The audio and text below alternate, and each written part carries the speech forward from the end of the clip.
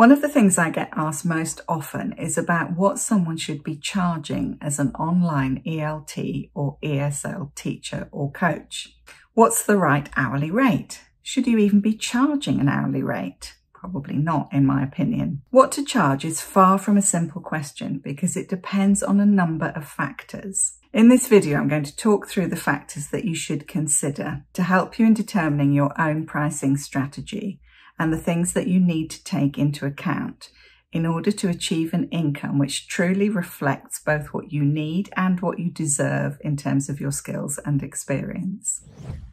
I'm Rachel Roberts. I help ELT and ESL freelancers like you learn the business and marketing skills that they need so that they can truly use the skills, talents and experience they have to earn more, work less and live more fully.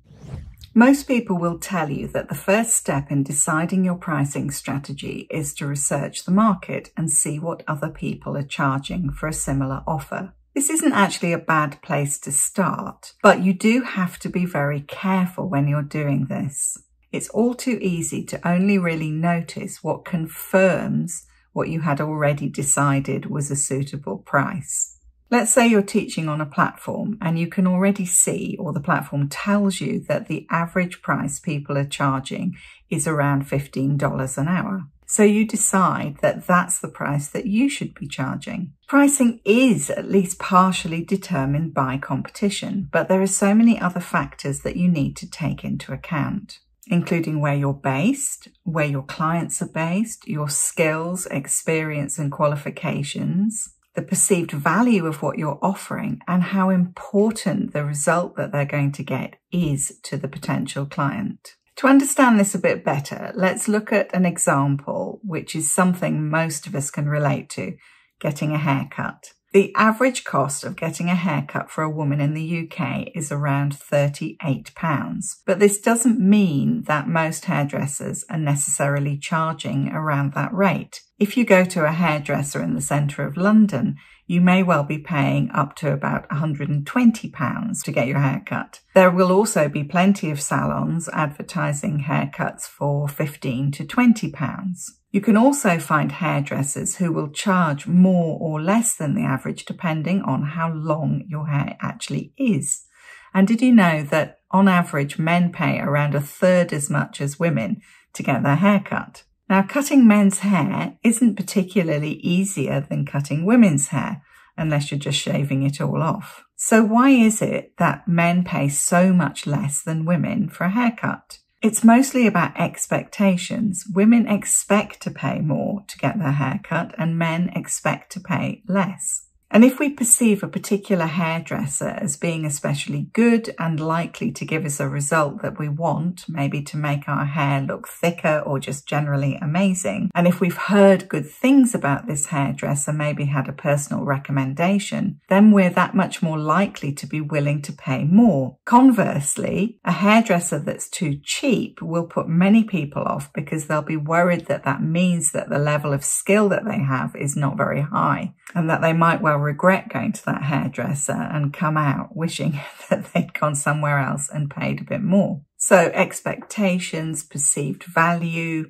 what you've heard about somebody, how much you trust them, how much you really want a particular result.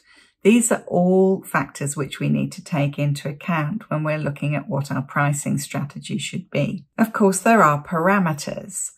There's probably going to be a ceiling to how much people are willing to pay for an English lesson. And if you don't have very much experience or expertise yet, you're unlikely to be able to charge premium rates, though some business coaches will tell you otherwise. However, there is almost certainly a lot more flexibility than you think. And a lot of this comes down to how you present yourself and the perceived value of what you offer. If somebody is simply comparing you on the basis of price and they don't know anything particularly about you, how you work, what kind of results you could get for them, then they're unlikely to want to pay more than the minimum. The key is to create that difference so that people know what they're getting from you and why it's worth paying more. And this is around the offer that you create, which, as I mentioned earlier, I generally recommend that you move away from an hourly rate towards creating a package. Once you've created a package or an offer which will get people the result or transformation that they want, and they believe and trust that you are the right person to do that, then it becomes easier to charge higher rates. These are the kinds of things I help you with on my group program. Check the video description for more details and let's have a chat about it. There are, of course, also practical elements to pricing. It's not really just about picking a figure out of the air or deciding what it is that you want to earn. There are two key elements to consider. Firstly, as I've already mentioned, we need to think about what your target client is willing and able to pay. And this will depend on who they are, how much they value what you have to offer, how much they trust you, and so on. Secondly, there is what you need or want to be earning, and how you develop your whole business model. If what you're currently charging means that you need to be teaching face-to-face 40 plus hours a week, then I would say that your business model is seriously flawed. It's flawed because A, that does not allow you enough time to be working on marketing your offer, meaning that you're probably stuck with taking people who come in through word of mouth or that you're getting on a platform. Having to rely on other companies to find you work and for them to be setting the rates that you charge is going to keep you stuck at having to work far too many hours to make the money that you need.